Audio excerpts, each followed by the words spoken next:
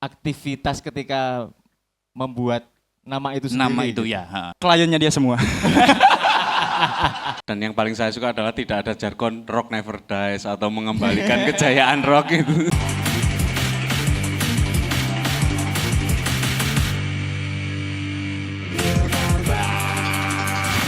Selamat malam, Bolos Space. Kembali lagi di The Barbar episode ke-272. Kali ini kita kedatangan salah satu band yang beberapa teman-teman mengatakan full testosteron.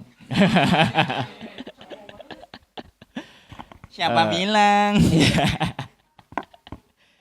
Ya inilah dia Japa Mantra. Ya.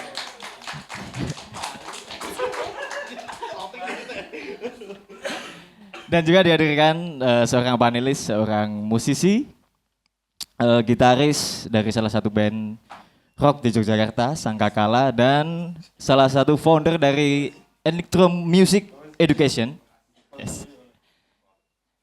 Mas Iqbal Lubis. Yeah. Ya, bagaimana kabarnya teman-teman Japa Mantra? Never feel better Mas Jajang.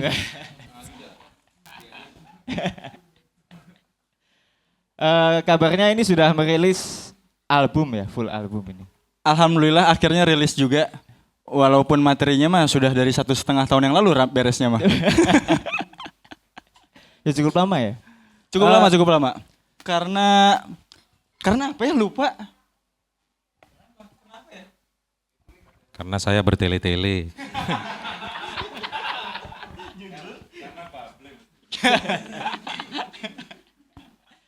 Mungkin bisa ini nih perkenalan dulu ya teman-teman Japa Mantra satu persatu. Ya, selamat malam teman-teman. Nama saya Bable. Ada kan suaranya? Ayo ganti mic. Ya, selamat malam teman-teman. Nama saya Bable. Ya, inilah apa ya? Aku tuh ngapain? Tukang gebuk lah ya. Itulah kira-kira. Luman. Ya, sudah dikasih tahu tadi sama Bable. Keprok atuh. Sudah dikasih tahu juga ini saat malam sudah sama Bable dan sudah dikasih sebut juga nama saya sama Bable, jadi lanjut. Halo, saya Didit. Saya diajak main gitar di Japa. Halo, saya Bintang, posisi back kanan. Back kirinya Mas Bable, sama-sama di belakang. Ya, saya main bass di Japa Mantra. Ya, saya Gigi Prago, saya main gitar di Japa Mantra dan di sebelah kanan saya Urayo. Ya, begitulah kira-kira. Monggo. Iya. Background masing-masing dari Japa Mantra sendiri seperti apa ini? Apakah dulu teman tongkrongan atau dari akademisi yang sama begitu? Ya, ini mengulang cerita ya, Iya. Anjay. Aku punya cara singkatnya. Backgroundnya ya, kliennya dia semua. Kliennya Watchtower Dia semua. punya ini. band, aku punya band, dia punya band, rekaman di dia ajak nge-band. Nah, dia juga kliennya dia. Ya jadi gitu, kalau aku pribadi diajaknya lagi rekaman projectku, terus diajak sama dia bikin project rock Indo lawas yuk.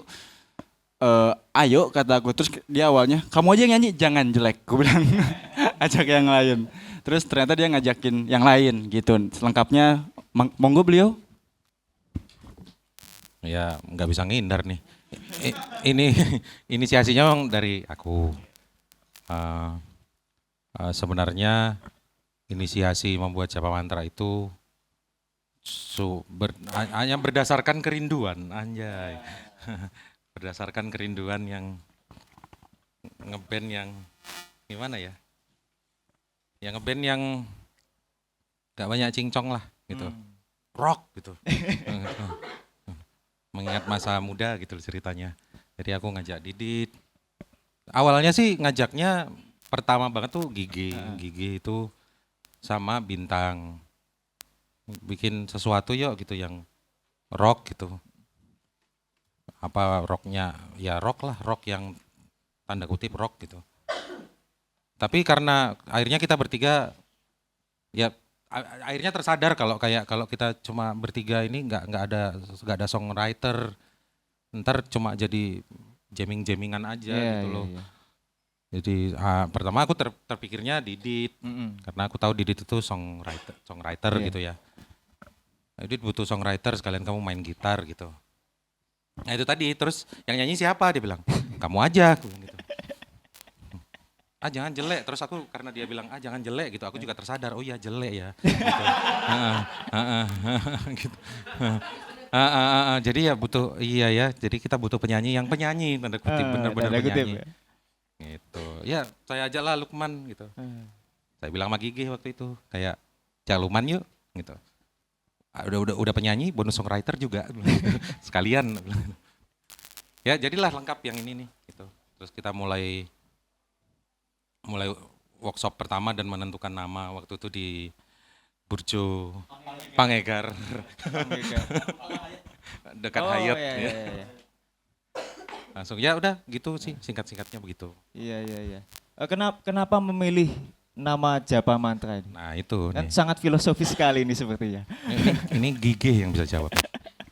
Asalnya mau Led Zeppelin ya. Tapi udah kepake ya. Nyari Uriah gitu tapi udah ada. Purple juga udah ada. Kenapa namanya Japa Mantra? Waktu itu kayak ini aja sih, kayak kata itu entah kenapa muncul begitu saja. Jadi aku cuman ngelempar gitu aja, nek Japa Mantra gimana? Coba cari apakah nama itu sudah dipakai orang atau belum. Terus siapa ya yang googling waktu itu? Kamu ya, Dit? Atau ya pokoknya salah satu dari kami googling, masih belum ada yang pakai nih. Langsung gas Gimana? gitu. Ya udah kayaknya itu aja dulu. Itu aja dulu. Siapa tahu nanti tengah jalan ketemu nama yang lain. Tapi ternyata enggak. Ternyata ya udah Japa Mantra. Udah enggak ada maksud gimana cuman kayak itu muncul begitu saja dan kalau menurutku kayak ya wis coba jabu kembang jabu tadi. Nah, gitulah. Jadi adalah Japa Mantra itu malah menjadi sebuah gerakannya gitu ya, sebuah apa ya, aktivitas ketika membuat nama itu sendiri. Nama itu gitu. ya, jadinya seperti itu. Ah, Kalau ditilik lagi memang ya, jadinya Iya. seperti itu. Begitu. menarik. Karena aku lihat di Google tuh coba, ternyata itu merapal doa gitu ya. Merapal doa. Jadi merapal mantra, merapal doa, betul. Tapi kalau dari Mas Gigi sendiri itu apakah punya arti sendiri apa memang? Enggak ada, dia Bisa tiba-tiba aja kata itu muncul karena apa ya, kayak aku udah sering banget dulu kayak baca buku atau baca apa Jopo Montro nih atau Jopo Montro niki kok ngene iki lho Le, kalau dibilangin sama orang tua gitu. iya, iya, iya. Coba jabune koyo ngene iki, mantranya seperti ini, aji-ajine koyo ngene. Nah, jadi Dan lahirlah mantra 1. mantra 1. Jadi Pas-pasin aja sih sebenarnya itu. Jadi kalau base campnya ini ada di mana? Base Teman-teman camp di Japa rumah masing-masing. Enggak ada satu tempat yang ini, paling karena kegiatan rekaman itu banyak di tempat Bable ya udah. Sepertinya mau nggak mau, tapi kalau misalnya di luar tempat Bable ya di Burjo itu tadi. Bujo Pangegar itu ya. Jadi diskusi apapun di sana ya. Iya, sebelum akhirnya memutuskan nama terus akhirnya jadi satu album ini banyak di Burjo itu sih karena latihannya deket-deket sana.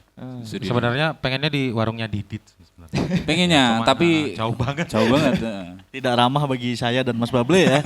Lebih tepatnya yang rumahnya di selatan. Oh, ini notabene di daerah mana tempat tinggalnya? Aku di sini dekat sini di Gondolayu. Gon. Gondolayu. Oh, Gondolayu. Terus ya Mas Bable sama Mas Bintang di Di Sewon. Sewon, Oh. Terus Pakem, Pakem sendiri. Mas Lukman Bau Sasran. di Bau Sastra. Makanya di Pangegar itu aja lah ya, tengah gitu. Oh, enggak tengah Ya, juga enggak sih juga itu. ya? Itu lebih dekat tempat dia sebenarnya. Gitu dong kali-kali di utara. Oke. Kalau keseharian masing-masing dari teman-teman ini selain bermusik, apakah Kegiatan selain bermusik. Wah bingung ya. Kegiatanku apa? Ya Momong, kamu kan udah bapak kamu, momong kamu. ngomong, Heeh. ganti popok, ngasih makan kucing, lah Iya begitu iya. ya. Dan berurusan dengan lagu dan album orang kalau aku. Ah. Lukman. Aku kuyo anak Bable ya Lukman. Ya sama lah seperti orang-orang pada umumnya kerja aja udah. Gitu. Ya. Aku sekarang lagi fokus ibadah aja sih mas. Wes luar biasa. Saya fokus OTW kantor ya. Soalnya kantornya ternyata jauh. Jadi baru keterima kerja di Jogja, dapat kantornya di utara itu loh. Jadi fokus OTW kantor sih. Oh tadinya berarti bukan di Jogja domisilinya. Tadinya nganggur 2 tahun. Domisilinya di? Domisili Bogor. Oh di Bogor. Terus ya itu masih bolak-balik Jogja. Heeh. Habis itu akhirnya karena doanya Mas Bable, Karena japa mantranya Mas Iya. Bable. japa mantranya Mas Bable jadi keterima kerja di sini. Oke. Tapi ternyata kantornya jauh. Ya udah fokus di jalan aja sih Mas. Oh iya. Sekarang. Doanya Babla tuh emang lu ngarep di sini.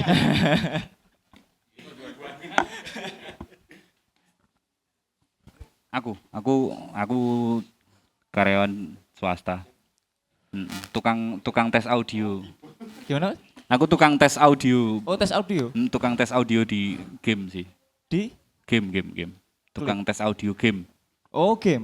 Oh itu berarti tes audio secara kualitas apa secara kontekstual di Iya, gamenya? dua-duanya. Dua-duanya. Oh luar biasa ya. Berarti masih berhubungan juga sih sebenarnya dengan musik. Ya nyerempet-nyerempet dikit lah. Iya. Nyerempet-nyerempet dikit. Lalu ini untuk album yang akan kita dengarkan malam hari ini ada apa ya sekiranya kayak ekspektasi pendengar yang akan experience yang akan mereka dapatkan kira-kira apa dari album tersebut sebelum kita play ini.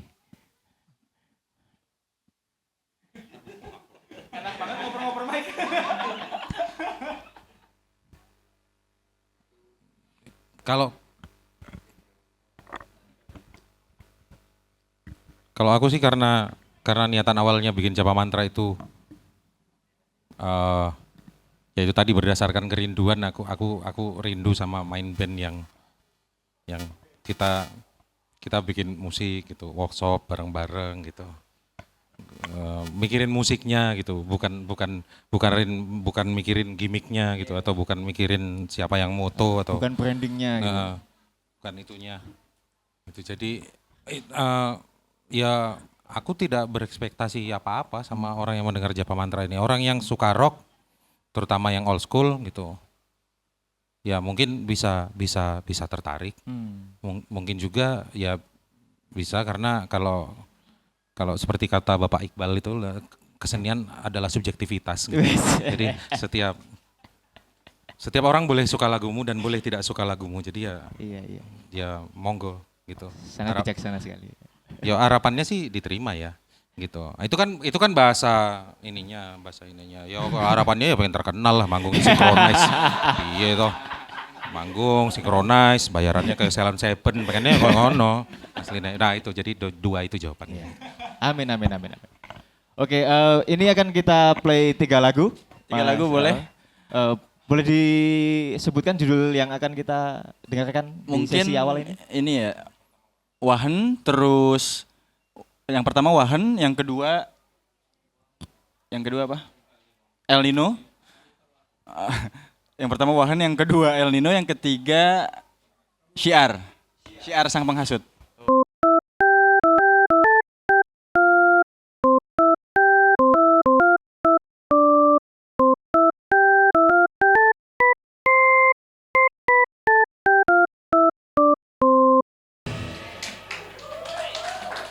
Luar biasa sekali. Langsung saja ya, mungkin bisa kita berikan mikrofon ke Mas Iqbal untuk merespon 3 lagu yang sudah kita play ini. Cek. Mas. Oke, yang sangat pertama kali yang bisa saya lakukan adalah angkat topi buat mereka. Luar biasa. Karena zaman sekarang ini termasuk spesies langka orang yang mengeluarkan album. Spesies langka. Ya butuh effort yang besar untuk membuat album dan belum tentu tahu ada kontraprestasi apa di belakangnya. Nah, itu membutuhkan keikhlasan tingkat tinggi. Ya, dan teman-teman yang menginisiasi The Barbar, termasuk spesies langka juga, ya, karena jarang terjadi juga forum seperti ini. Apa yang saya kurang tahu apa memang jarang terjadi gitu. Oke, yang kedua pastinya di forum ini sebagai yang di prank sebagai panelis sama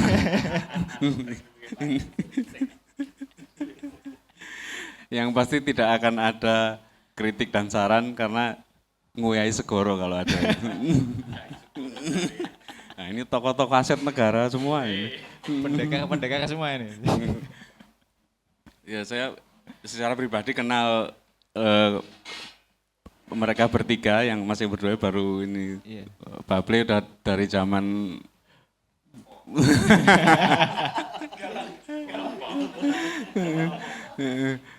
Mas Gigi temen pokoknya nongkrong urusan gitar-gitaran sama Mas Gigi. Nah sama Mas Lukman kemarin tertarik itu karena saya pertama kali dengar suara dia waktu di film malah. Oh iya. Nah, dia ngisi solo lagu Telepon Tengah Malamnya Mas Joko Pinurbo ya. Oh. Terus saya langsung nanya, ini siapa ini? Terus dijelaskan seperti itu sama Mas Agni gitu. Nah terus yang saya tertarik lagi mereka ini yang notabene bisa dikatakan bergenre rock. Dan yang paling saya suka adalah tidak ada jargon rock never dies atau mengembalikan kejayaan rock itu. Nah saya pelaku rock tapi orang pertama yang tidak setuju dengan jargon kembalikan kejayaan rock terus rock never die karena itu melakukan sesuatu yang sia-sia. Iya. Kenapa itu? Kenapa? Jadi saya seneng banget mereka tidak mengutarakan kata-kata rock never dies. Iya. Tapi mau beli gitar sini sergit katanya.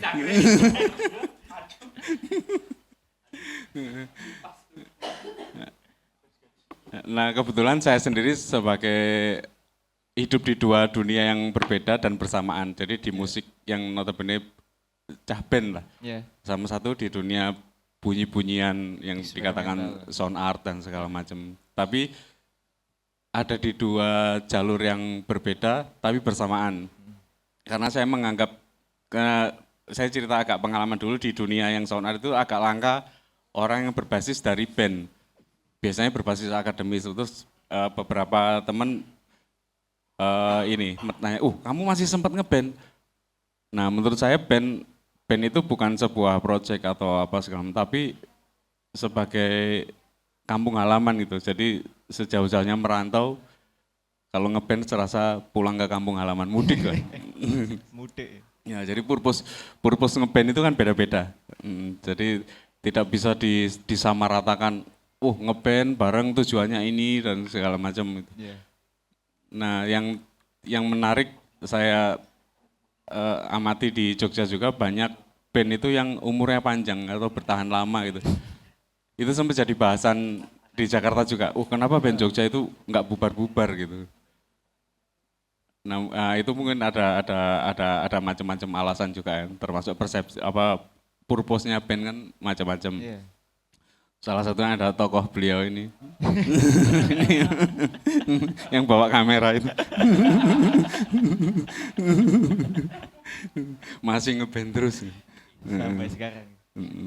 Nah, saya juga sering main istilahnya sowan lah ke tempat beberapa pelaku-pelaku seperti salah satu yang sering saya samperin Saung Jabu. Yeah. Dia ngeband dari tahun 70 tahun dia ngeband.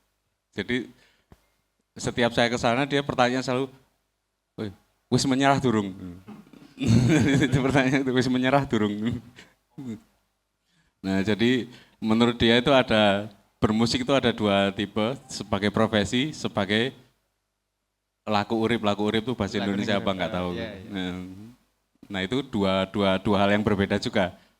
Bentuknya sama tapi dua hal yang berbeda. Nah ini bapak-bapak ini nggak tahu yang mana ini.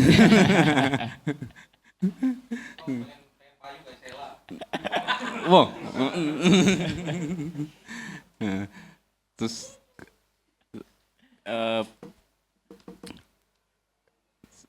saya beberapa kali itu ada pertanyaan dari beberapa teman-teman band yang ada pertanyaan gitu. Misalkan mungkin mereka tahu saya sebagai sound artist punya apa ya istilahnya tanggapan ditanggap beberapa tempat gitu lah, Iya. tanggapan di luar sana di Kulon Kali ke sana. Terus tanya, Mas bisa nggak sih saya ngeband pengen banget go internasional gitu. Oh bisa, bandmu main apa? Saya main pop ini. Caranya gimana? Ya kamu main lebih bagus dari Coldplay. Wah ya nggak mungkin. Terus oh berarti ya nggak mungkin begitu. Jadi kan tergantung purpose-nya. Kalau purpose-nya Iya. purpose-nya terlalu apa ya? Kan bisa dianalisa berdasarkan data gitu. Seolah-olah kayak apa ya? Kita membuat tim bola baru membuat tim bola setahun tujuannya mengalahkan Real Madrid gitu. Nah, Seakan tidak mungkin gitu. mungkin tapi cara mengalahkannya berbeda. Misalkan analoginya kalau kita membuat tim bola secara teknis sama butuh waktu 3 generasi, 4 generasi mungkin kalau fokus. Bisa jadi mengalahkan kalau bolanya diganti bola api gitu kan. Bisa kalah kan.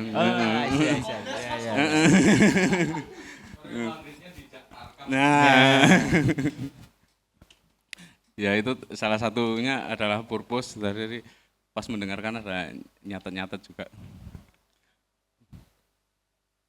Nah, terus ada lagi menurut saya sih yang penting tahu sebagai band, kan band itu badan ya. Jadi Iya.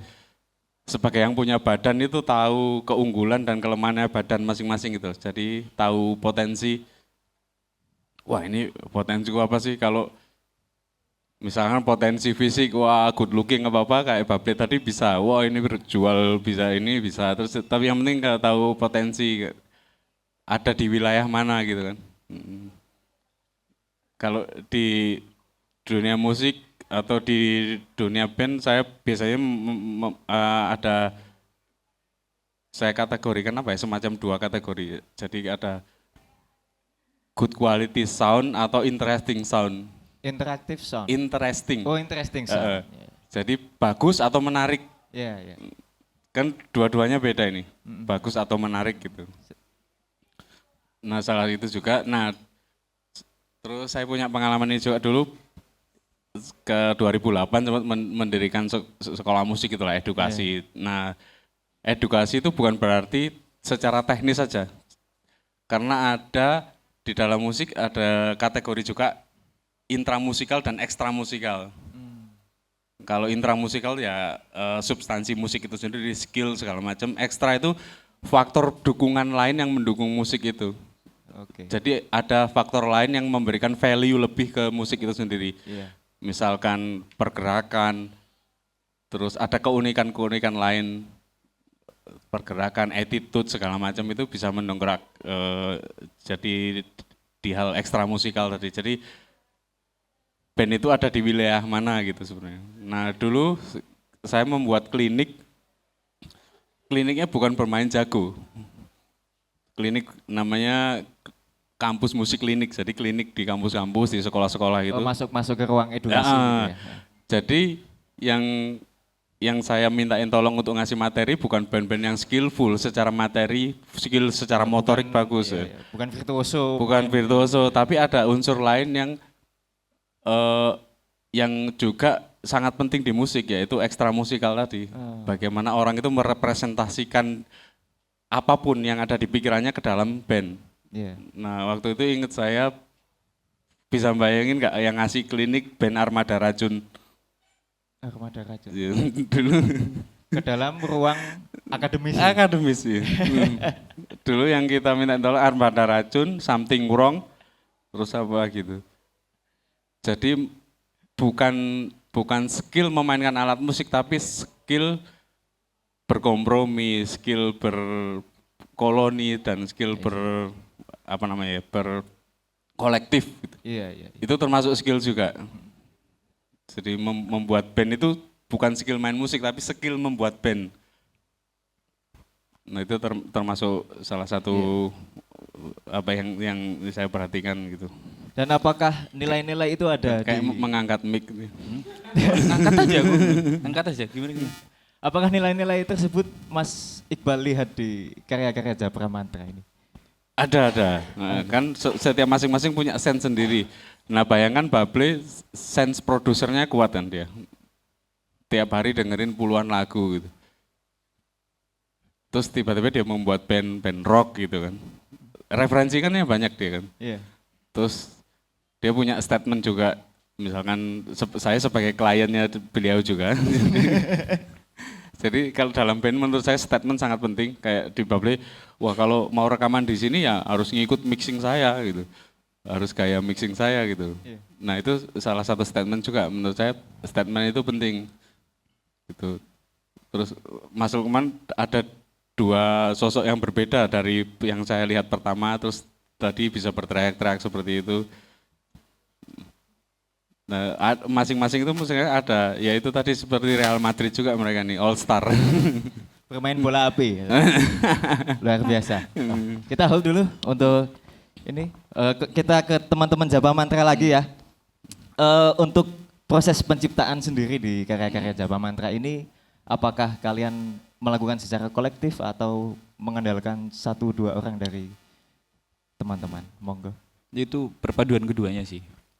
Oh, keduanya ya? Perpaduan keduanya. Jadi ada beberapa lagu yang memang datangnya itu dari personal paling materi 70-80% ya boleh.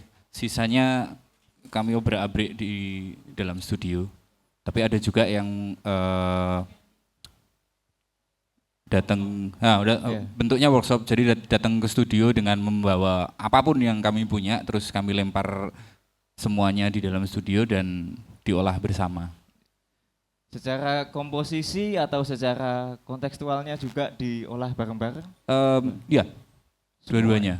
Cuman kalau di workshop kadang-kadang fokusnya lebih ke kayak komposisinya sih. Jadi ini itunya baru ketika ini menarik, ini nggak bisa dikerjakan sekarang, kita harus hold dulu, kita kerjakan di lain waktu, kita butuh ngobrol lebih dalam lagi. Jadi kayak ya silakan dilanjut. Ya. Nggak, aku cuma mau bilang biasanya di Java itu kayak kalau workshop atau aransemen itu kan ketika lagu itu sudah 60%, kalau aku sebagai produsernya nganggap ini udah selesai lagu ini. Gitu. Oh. Udah gitu. Ini udah selesai. Iya, ngono kuwi emang. Sisanya Memang di kayak studio. gitu. Iya. Gitu.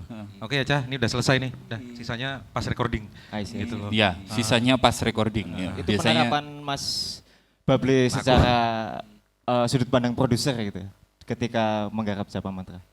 Iya kan karena namanya workshop itu kan ada kayak main game berantem itu kan ada nyawanya tuh. Itu health bar-nya tuh cepat habis tuh kalau workshop tuh.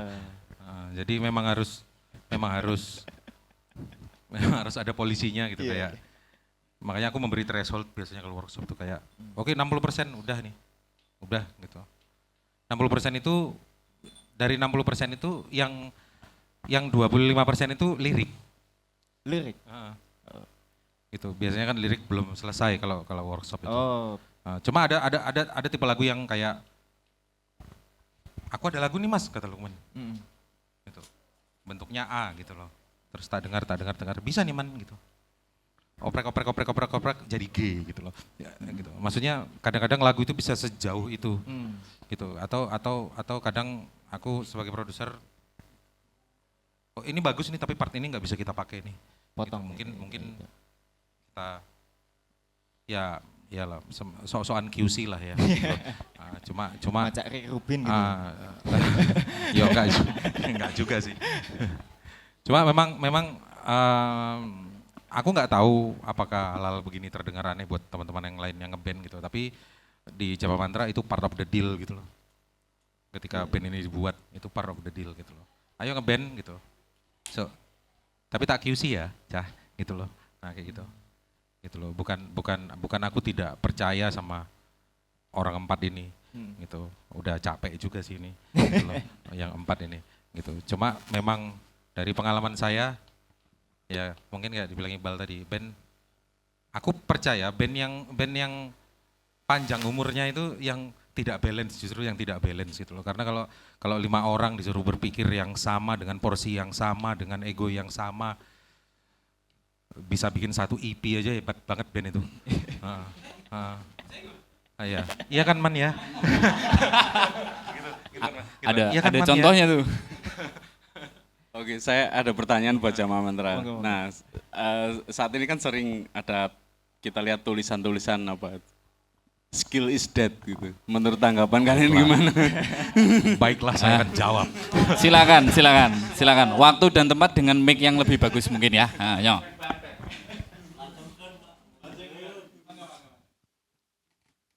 Dia, aku harus menjawab dengan sopan atau tidak sopan ini ya. Maksudnya atau harus dengan style saya biasanya gitu. Menganggap berkesenian tidak butuh skill itu adalah hal yang paling tolol yang pernah aku dengar 15 tahun terakhir. Gitu loh. Ya silakan disebarkan gitu. Nama saya Babli Sagala dan saya yang nyebut itu. Gitu loh. Iya. Gitu. Maksudnya gini, kalau mungkin versi seriusnya kayak gini. Pada akhirnya Iqbal sendiri tadi menyebut skill itu enggak melulu persoalan motorik. Kemahiran bermain instrumen. Kan pencarian. Berkesenian itu tidak sedangkal itu gitu loh. Tidak gitu. Kita bahkan banyak melihat band yang tidak ada background sekolah musik atau apa. Maksud di ranah kesenian secara umum, mau apapun itu, seni pertunjukan, seni rupa. Kita banyak melihat orang yang juga datang dari jalanan atau self teaching gitu loh, atau apa yang juga punya karya-karya yang punya statement gitu loh. Justru kadang-kadang kalau menurutku intra dan ekstra itu memang harus dikombinasikan gitu, karena intra itu akan tanpa sadar bisa menjadi pagar gitu loh. Itu jadi kita kembali lagi ke statement itu, ya terlepas dari aku tahu itu gimmick jualan gitu ya, tapi itu cukup menyebalkan sih buat aku gitu loh. Jadi kalau ada yang pakai kaos itu rasanya pengen tak tendang dari belakang sih sebenarnya ya. Cuma ya balik lagi. Kadang-kadang ada hal-hal yang kita sebut fashion, ya udahlah gitu. Kalau ya mungkin karena band-bandan gitu didominasi sama range usia yang masih panas-panasnya itu kan ya, gitu. Jadi ya anak-anak di usia range itu ya memang butuh validasi, butuh sesuatu yang membuat mereka lebih dilihat gitu loh.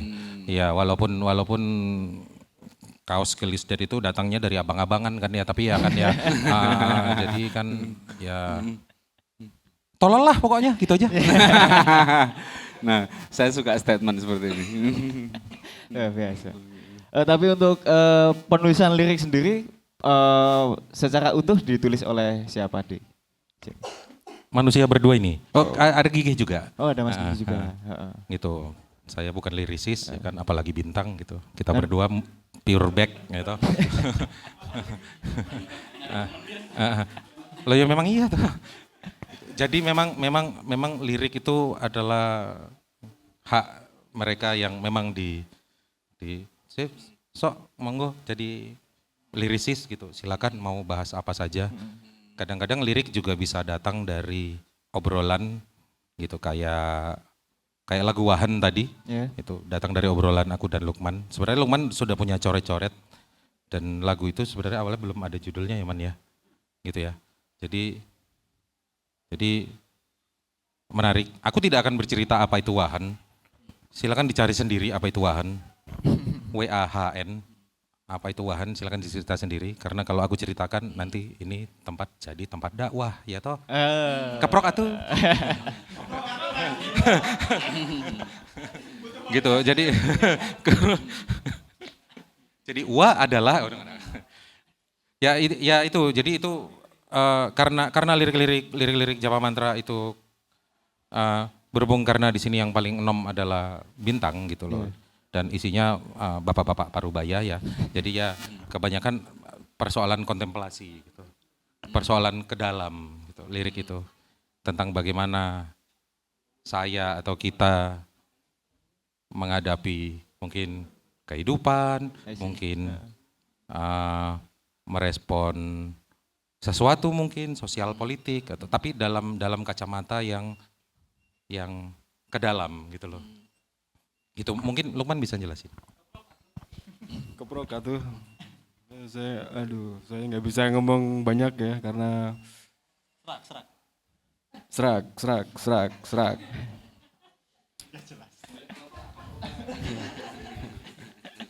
Sebenarnya saya sendiri pribadi kan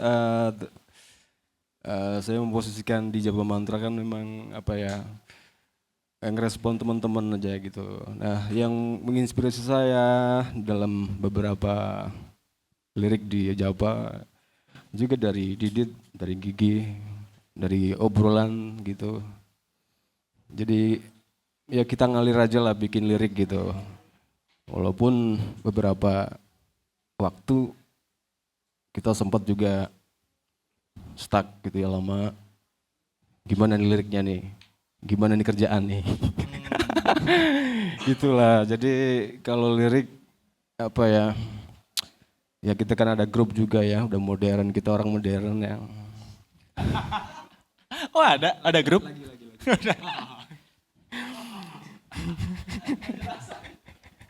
Lagi. Tadi kan sempat prosesnya 60% di workshop, terus diselesaikan di ketika recording atau tracking gitu ya. Apakah itu juga termasuk liriknya juga, jadi sudah ada guide-nya baru diselesaikan secara utuh atau seperti apa tuh? Gini, jadi ada beberapa lagu yang memang sudah ada lirik. Ya, sudah ada liriknya dan sudah ada progress chord gitu. Tadi persis yang dibilang Bable, kalau udah masuk studio, udah berantakan. Maksudnya dalam artian berantakan itu karena untuk apa ya, ngeracik lah kita gitu. Buat ngeracik lah gitu. Terus ada beberapa lagu juga yang memang nanti bakal dengerin juga, ada judul Mantra itu. Itu progress chord dari Gigi. Nah kita sempat berlima pusing gitu ngomongin lirik gitu. Ya alhamdulillah dikasih ya sama Tuhan liriknya. Udah gitu aja sih. Yang lain ya kalau dari Didit juga nanti dia ceritain sendiri juga. Baik. Sebentar Mas Didit. Iya. Oke. Ini kan kita masih ada beberapa lagu nih. Ya. Ini kita akan mulai mendengarkan sesi ke selanjutnya ya. 3 lagu selanjutnya. Apa lagu judulnya? Apa aja? Sekak. Sekak terus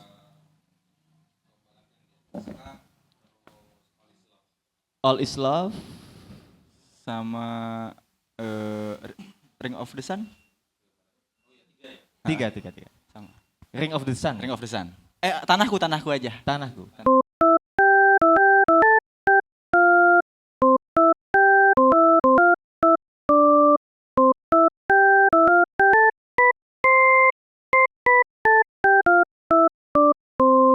Oke, untuk proses di 40% tersebut, apakah gimana sih teman-teman Japa Mantra mendesain soundnya? Apakah dari masing-masing personil ini udah punya keinginan atau itu semua hasil dari ramuan salah satu? Dan dengan teknik seperti apa sih gitu? Kalau ngomongin meramu soundnya ya, meramu soundnya ketika sampai hasilnya jadi di album ini memang makhluk besar hitam pekat yang ada di sebelah sana itu, kolektor ampli, ya apa ya? Oh iya ding itu. Jadi kalau bicara sound ya sound gitar, bass, ya sound gitar bass. Kalau soundnya Lukman kan udah di sini tuh, udah paten tuh, nggak bisa di ini. Jadi kayak ya kami bertiga punya selera masing-masing. Ya datang dengan selera masing-masing itu, terus yang agak enggak nabrak sih sebenarnya beliau. Karena saya pencinta drive, Didit pencinta fast kan sebenarnya nggak nabrak ya. Tapi terpaksa itu harus ditabrak karena dia memaksa saya pakai fast. Itu dia. Dipaksa aku nganggo fast sih. Jangan-jangan aku lebih seneng pakai drive daripada fast. Tapi tiba-tiba nggak bisa. Ini soundnya harus ada kotor-kotornya. Jadi kamu harus pakai fast. Baiklah, jadi dipaksa. Ada sedikit paksaan untuk yang satu itu, tapi ternyata yo enak juga. Jadi ya sudah. Itu lebih ke ini juga ya, apa pakai amplifier apa pakai virtual atau ketika ampli dengan dorongan turbo. Iya. Dengan dorongan turbo maksudnya masih didorong dengan tenaga yang lain yang tidak terlihat, seperti mantra-mantra yang kami lemparkan sebelum rekaman itu beliau. Pujo Pak Jabu kembang jambu, pujo Pak kami kembang jambu. Dadi ya pilihan sampai ke sound design secara keseluruhan sih kayak diskusi yang lumayan panjang sebenarnya. Termasuk pemilihan ampli, kami sempat berantem 3 hari untuk menentukan ampli apa. Aku nggak mau pakai ini lah. Itu baru satu instrumen itu. Iya. Dan satu lagu. Satu lagu. Jadi cukup panjang. Itu apa ya? Tapi pada akhirnya kayak iya juga sih kalau pakai yang ini aku nabrak nih sama Didit, dan begitu juga sebaliknya. Sampai pada ini kalau garis besarnya itu kayak gini loh. Gambar besarnya itu kayak gini loh, harapannya yang dimunculkan tuh kayak gini loh. Nah, akhirnya iya juga ya juga pilihan ini ya oke, jadi akhirnya dengan penuh kesadaran dan kelapangan dada ke dada lapangan itu saya menerima bahwasanya oke, saya nggak bisa jadi gigih yang kurang lebih 5 atau 8 tahun yang lalu yang pokoknya aku harus begini, harus pakai ini. Nah, karena ya tambah tua juga ya beliau. Iya gitu. Begitu. Yang ngomong-ngomong dia yang paling tua ya. Iya. Dia yang paling tua. Berarti ini ya apa proses pengambilan suaranya lebih ke banyak di analog, terus digital ini hanya sebagai pengganti tape gitu apa bagaimana Mas? Proses besarnya memang analog betul. Digitalnya cuma buat nguatin aja sebenarnya. Cuman buat layer nguatin aja sebenarnya. Cuman yang ditonjolin memang analognya. Karena produsernya analog banget ya orangnya juga.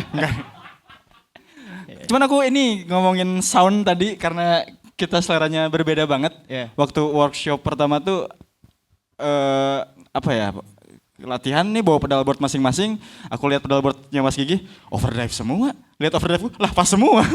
Jadi pas workshop pertama rada nabrak sih sebenarnya soundnya. Cuman terlalu jomplang ya. Cuman pas udah ditentukan gitu soundnya seperti apa yang mau dikejar, jadinya sama-sama kompromi gitu. Oke, mungkin untuk penonton yang ada di sini ada yang ingin bertanya, silahkan.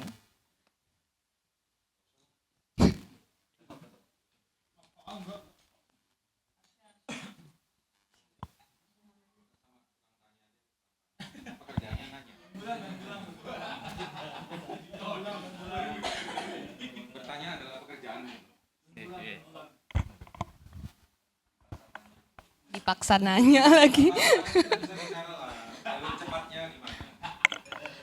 Halo semuanya.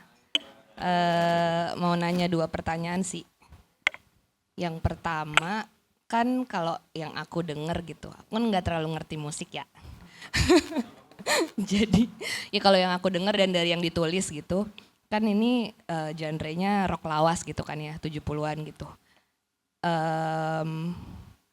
Kira-kira kalau Japa Mantra yang sekarang nih, balik lagi ke tahun 70-an, masing-masing sih kalau boleh jawabnya. Kalian tuh kira-kira nongkrongnya sama band apa sih? atau musisi siapa sih gitu. Kalau boleh sih jawabnya masing-masing kecuali Didit nggak usah.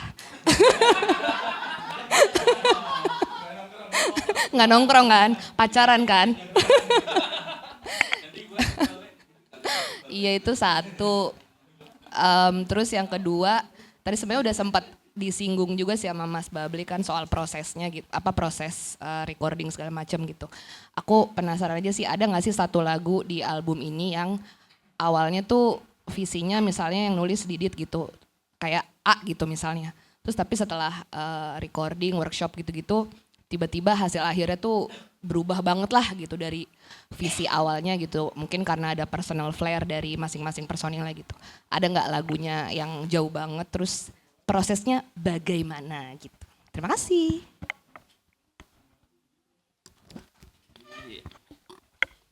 Monggo langsung Yo, yang nomor 2 dulu, yang serius. Iya, sebenarnya iya benar hampir semua lagu. Tapi ada satu lagu yang benar-benar datang hanya lirik lagu El Nino tuh.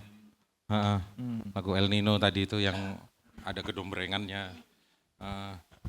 Nah itu memang rada alot prosesnya. Biasanya kan kalau teman-teman ini apa istilahnya writer's block gitu, mentok gitu kan, udah sana pada pulang kalian, sini tak bawa pulang dulu ini materi gitu loh. Terus aku coba melakukan sesuatu di rumah itu sendiri gitu, membuat gambaran kasar supaya mereka bisa terpantik lagi di workshop berikutnya. Tapi entah kenapa pas El Nino itu aku kayak sangat bersikeras ini harus jadi 50-60% di workshop, rapet dulu aku perasaanmu piye. Brengsek sih memang waktu itu. Brengsek banget. Aku tidak mau membawa lagu ini pulang gitu. Pokoknya kudu workshop ping piro wae kudu dadi ning studio iki.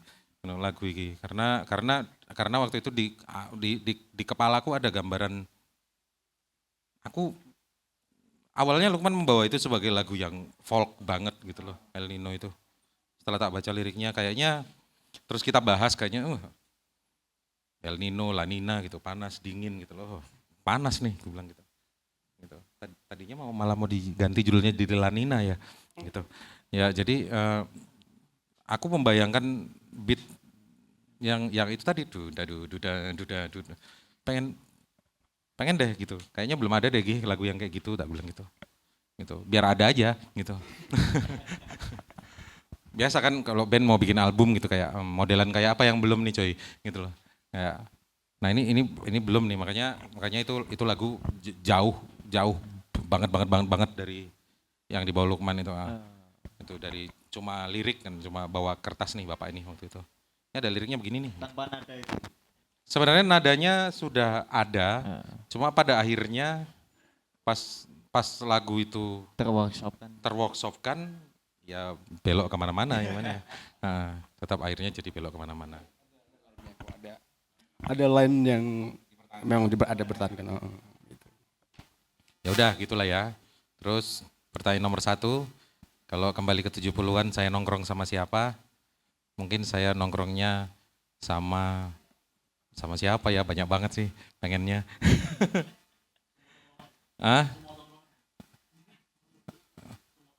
Iya, mungkin pengen nongkrong sama Sas atau The Rollies kali ya aku. Itu kalau aku, karena aku suka rock 70-an, tapi aku punya keyakinan kalau Indonesia di tahun 70-an itu sebenarnya sangat gak kalah keren sama yang di luar gitu loh. Dan itu buktinya terlalu banyak gitu loh. Cuma tidak mau didengarkan saja sama mereka itu. Jadi ya begitu ya. Monggo Man. Aku bikin nongkrong sama Babley waktu itu. Bareng ya. Ikut Babley paling.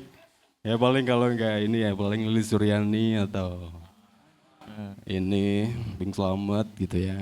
Kayaknya orangnya bersahaja gitu. 50 ya, 50 ya. Kejauhan ya. Ya paling enggak kan mereka udah dewasa, saya kan masih anak-anak gitu. Jadi waktu anak-anak saya main sama orang dewasa, itu Bing Slamet atau Lis Suryani atau siapa. Kalau saya kembali, oke nggak usah. Kalau saya kembali ke 70-an, saya pengen nongkrong sama Dedi Stanza karena iya rock and roll banget anjing. Soalnya di Bandung tuh dia terkenalnya ini apa namanya? Selain rocker banget, dia juga quote unquote preman gitu di Cicadas. Jadi kayaknya serem juga nongkrong sama Dedi Stanza, seru gitu. Kalau saya mungkin ada 2 tongkrongan yang bakal saya ini ya. Sama Benny Subarja sih. Dan nongkrong di studionya mungkin di depan itu di studionya Om Yoki ya. Yoki Studio Prayogo. Nongkrong aja, siapa tahu ntar dipanggil gitu kan. Nongkrong gitu. suruh ngepel. Ya sama Om Yoki sih pengen tahu ini jurang pemisah gimana sih mereka bikinnya kayak gitu-gitu lah. Satu aja Tang. Ini lokal ya? Nongkrongnya lokal? Bebas. Bebas. Iya. Enggak, aku mau nongkrong sama Richie Blackmore. Dah, itu aja. Richie Blackmore. Iya, tadi main bareng mereka. Setelah 33 tahun, enggak penting. Pokoknya aku pengen nongkrong sama Richie Blackmore. Dah, itu aja. Kayak gue pengen nongkrong karo Sobal. Kalau saya sih pengen banget nongkrong pas proses pembuatan albumnya Benyamin S. Karena di situ ada konten macam-macam. Menurut saya musik blues yang paling blues pas dibawain Benyamin S. Terus ada banyak unsur synthesizer sebenarnya di situ. Jadi saya pengen banget nongkrong pas proses penggarapan Benyamin S itu. Oke. Cik. Oh iya. Ada lagi teman-teman yang ingin bertanya? Cik.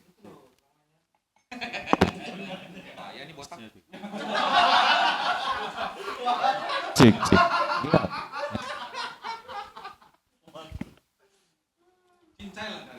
Belum ada ya?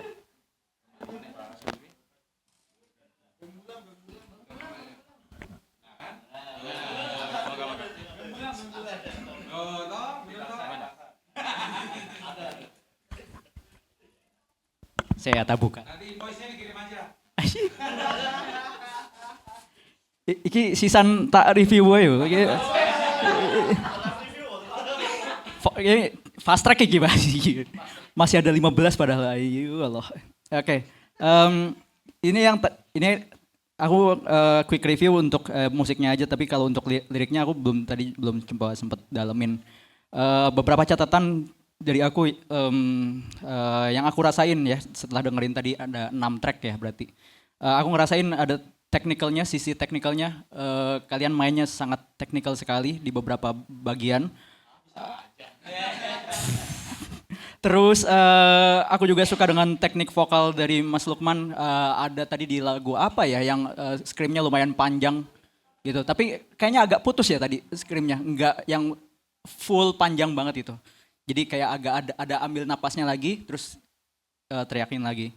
Terus juga aku ngerasain dari 6 track tadi itu vibe-nya itu lebih ke chaos, kayak lepas aja, kayak lu pada kayak nggak peduli aja gitu, maksudnya lu bikin lagu selepas itu aja gitu. Yang itu yang aku rasain gitu. Terus juga karena saking chaosnya dan lepasnya itu, aku ngerasain kayaknya proses workshopnya kalian itu adalah datang ngumpul, jamming, jadi. Kurang lebih itu yang aku rasain dari tadi 6 track yang aku dengerin gitu. Dan ada tadi di lagu Tanahku Sudah Dekat, aku ngerasain musiknya itu keras memang, tapi di satu sisi reflektif, dan aku bisa nangkep sisi reflektifnya itu dapat dari teknik atau gaya vokalnya dari Mas Lukman itu sendiri gitu. Dan pertanyaanku untuk bagian lirik, kenapa ada beberapa lagu yang berbahasa Inggris akhirnya? Apakah itu memang spontan aja, apa yang ada di dalam pikiran terus ditulis dalam bahasa Inggris, atau ngerasa kayaknya ini lagu emang cocoknya bahasa Inggris deh. Kayaknya pengennya aku nyampein ini pesannya lebih kena dalam bahasa Inggris daripada bahasa Indonesia. Padahal kalau aku tadi coba baca beberapa liriknya, anjing langsung baca lirik. Ya, kalau tadi aku coba baca liriknya, dalam penulisan bahasa Indonesianya, aku suka dengan gaya penulisannya, bahasa yang dipakai gitu. Bagaimana agak puitis di lirik-liriknya gitu. Nah terus tiba-tiba ada yang beberapa lagu bahasa Inggris. Apa sih alasannya? Kayaknya lebih ke Mas Didi dan Mas Lukman ya berarti itu untuk di lirik. Itu aja dulu.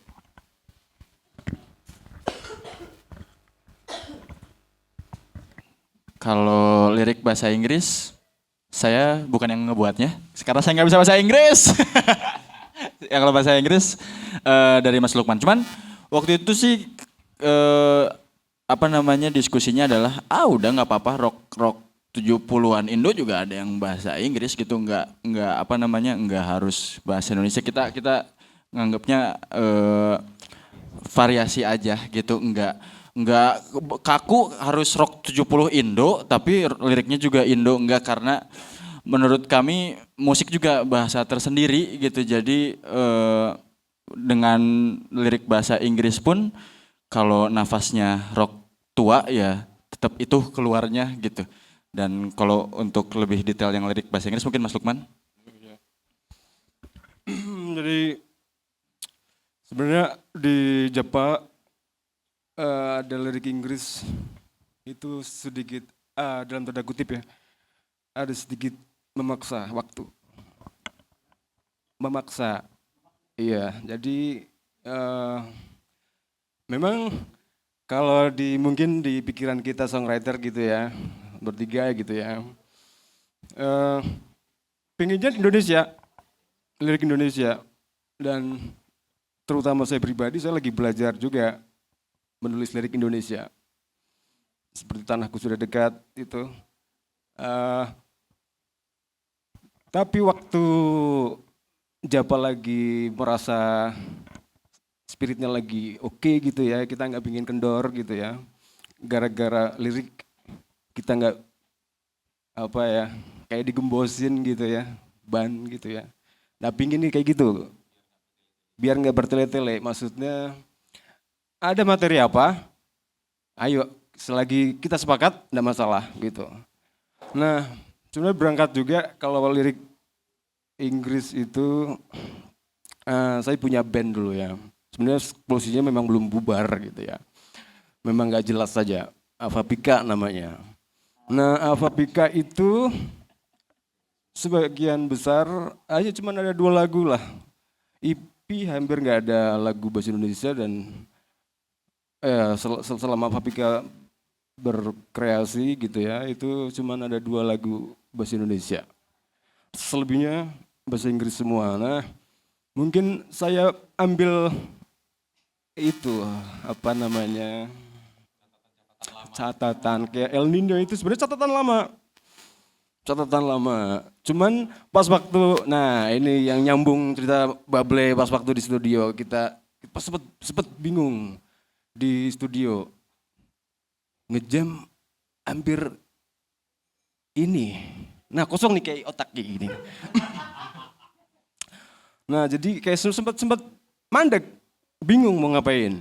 Nah akhirnya ngejam lah bertiga, Bintang, Didit, sama Bable ngejam, dan itu bener-bener ngejam. Nah kok iramanya kayaknya masuk sama ini laguku yang lama. Nah akhirnya bentar dulu, aku keluar dulu, aku mau nyatet, keluar studio maksudnya. Aku catat lah gitu. Nah aku catat, sesuai instruksi dari Bable, kita kayak gini coba.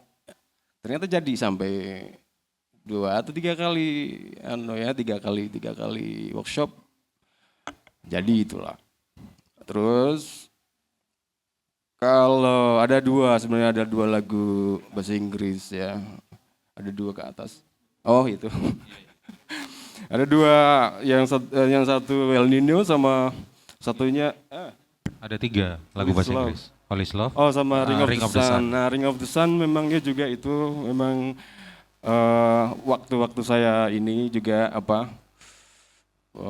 dari project solo saya pribadi sama Japa. Nah, saya ada bikin lagu Ring of the Sun. Terus ternyata bisa kita pakai di Japa. Sebenarnya kalau nggak ketemu Japa, kita nggak tahu, saya nggak tahu juga Ring of the Sun kapan direkam gitu ya. Terus All Is Love sebenarnya itu masuk lagu solo saya. Nah cuman Mas Bable waktu itu kenapa kita nggak pakai All Is Love, bukan gimana sih? Ya kenapa, maksudnya lagu itu kan All Is Love itu sudah pernah direkam gitu. Yep. Aku berpikir waktu itu untuk yuk kita pakai aja buat Japa, dibuat pakai stylenya Japa gitu. Ya. Kayak gitu. Iya seperti itu. Nah, Seperti itu. karena juga alasan lainnya adalah lagunya kurang satu waktu itu. Terlalu jujur ya gue. Ya tapi bener Mas tadi bilang, maksudnya saya nggak tahu membenarkan omongan jenengan ya, maksudnya kenapa nggak Indonesia? Indonesia sepertinya itu masukan buat kita maksudnya dari jenengan bilang tadi lirik yang kami buat bahasa Indonesia masuk di telinga jenengan dengan seenggaknya masuk nggak mental gitu loh, nggak mental gitu maksudnya. Nah itu salah satu juga masukan buat kita untuk biar kita semangat gitu ya untuk bikin lirik-lirik Indonesia. Tapi memang nggak perlu diomongin juga, kita mau bikin lirik Indonesia semua. Ya, gitu. Karena ada 3 lagu Inggris itu memang udah jadi secara lirik, tinggal kita pakai gitu. Untuk next memang pinginnya Indonesia gitu. Paling itu. Ya mungkin aku tambahin, mungkin pilihan dulu pernah ada obrolan kayak kenapa pilihan diksinya, cara berbahasanya begitu gitu, karena aku pernah ngobrol sama Lukman Didit dulu sebelum Yogi Surya Prayogo meninggal. Dia pernah buat semacam diskusi sebelum beliau meninggalkan kita gitu. Ya pernah diskusi di XT waktu itu, aku nggak tahu kamu datang apa enggak. Di XT waktu itu dia membahas tentang bahasa Indonesia dan bagaimana membahasakan bahasa Indonesia dalam konteks lagu gitu loh. Jadi memang aku mengingat kata-kata dia malam itu adalah bukan tidak bisa lagu Indonesia itu dibuat dengan bahasa yang lugas gitu, tapi kalau kamu mau ada maknanya, kita memang harus menggunakan diksi-diksi yang lebih puitis untuk lagu Indonesia apapun genrenya. Itu kenapa Japa juga mencoba bukan apa ya, aku mau menyebut Japa itu band reminiscence ya, oke lah boleh monggo gitu. Karena penggunaan diksi-diksi yang model abang-abangan rock 90-an 80-an itu juga ditinggalkan sama apa yang kita sebut dengan skena sekarang gitu ya.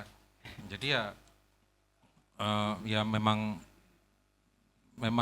ingin kembali ke diksi-diksi yang sifatnya prosa gitu tuh. Itu jadi penggunaan kata-kata yang kiasan gitu. Itu ya ngono-ngono lah. Luar biasa. Tak terasa ya waktu sudah 90 menit kita berbincang-bincang. Pusing yang edit nih. Mungkin ada pesan terakhir dari Japa Mantra dan Mas Iqbal di diskusi malam ini gitu. Monggo. Aku Japa Mantra memang band rock gitu. Tapi bukan berarti kami itu sekumpulan orang yang tidak move on. Jadi mungkin ini statementku pribadi ya. Statementku pribadi adalah salah satu alasan juga kenapa aku membuat Japa Mantra ini bukan hanya karena rindu tapi juga jujur aja karena muak gitu. Gitu, karena muak dengan kondisi permusikan yang tidak seimbang. Jadi kita butuh sesuatu yang mungkin menurut banyak orang sekarang sudah menjadi barang antik gitu atau asing gitu di kupingnya. Dan cuma hanya juga membuat statement kalau musik juga bisa begini dan begini juga nggak apa-apa gitu loh. Gitu aja. Luar biasa. Ada lagi dari teman-teman? Sudah, oke. Mas Iqbal monggo. Kalau saya secara pribadi sih, saya sampai sekarang memposisikan selalu berdiri di samping produktivitas. Jadi setiap teman-teman yang produktif atau meng-create sesuatu, seperti saya pernah sampaikan di grup kita di WA Gitaris Istimewa. Jadi semua member grup ini yang mengeluarkan album, tolong hubungi saya akan mengkoleksi albumnya gitu, apapun gitu. Nah, saya sangat menghargai produktivitas apapun itu. Kalau untuk pesan-pesan sih sebenarnya nggak tahu, bukan layak diberi pesan sebenarnya. Cuman memantapkan diri aja, kayak membuat lagu itu seperti anak sih, punya rezekinya sendiri-sendiri sih. Jadi kadang-kadang sebagai pelaku musik agak berkecil hati, wah lagu ini diterima apa enggak, ini apa enggak gitu kan. Jadi kalau kita yakin ada rezekinya. Sama saya kan punya band juga selain Sangkala, band yang mempunyai lirik cuma Sangkala, yang lain saya punya band, satu anggotanya saya di sini, satunya di Singapura, satunya di Malaysia, Tenggara Trio namanya. Jadi band ini ketemunya kalau pas manggung aja gitu. Dan tetap ada jobnya juga, tetap ada yang nanggap juga. Terus satunya namanya Avan Gitar, satunya di sini, satunya di Copenhagen, satunya di mana. Jadi orang nggak mungkin, kita pernah manggung di Malang kan, pakai band ini. Wah ini musik apa mas, aku tetap nggak ngerti aku, tetap nggak enak. Tapi secara di lain geografis itu ada rezekinya sendiri-sendiri gitu. Sama kayak anak lah gitu. Terima kasih. Tepuk tangan untuk kita semua ya. Terima kasih juga untuk Bolo Space yang sudah memberikan tempat untuk kami. Dengarkan The Barbar di Spotify dan YouTube di @thebarbaryk setiap hari Senin. Dan untuk teman-teman yang berada di Yogyakarta bisa hadir di The Barbar tiap hari Kamis. Info lanjut bisa cek di Instagram di @thebarbaryk. Sampai jumpa, selamat menikmati.